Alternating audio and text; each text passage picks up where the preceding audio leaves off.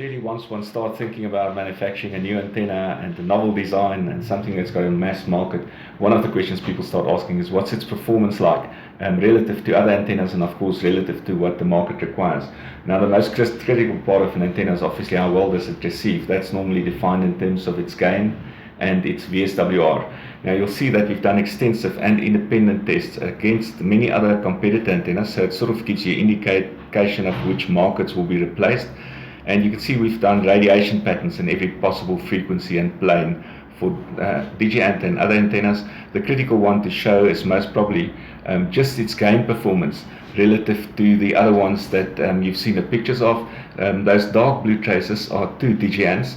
And you can see one of the remarkable parts of DigiAnt is that it's got a pretty uniform performance. So other guys like the red one that you see there will claim a higher gain, but you can see it happens at only 5 or 10% of the band. The rest of the band, the DigiAnt's actually better.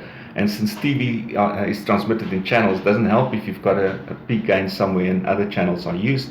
The VSWR of the antenna, somewhere at the bottom, is also below 2.5 to 1, which is generally speaking quite acceptable for antennas. Of crucial importance that we won a very large government tender, and for that we had to submit it to many other tests, formal test reports by test laboratories. This includes corrosion, temperature, rain, vibration. So it's been extensively tested against vibration, rain, corrosion.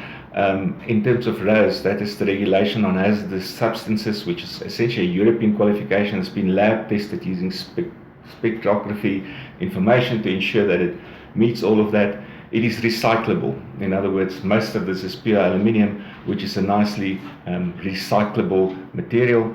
And just to look at some of the other detail that we've done, test reports in all cases is traceable back to the standards, and according to international standards in all of these cases.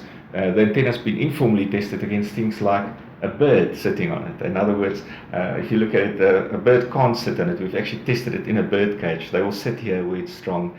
If they sit on this side, it tends to collapse and come back.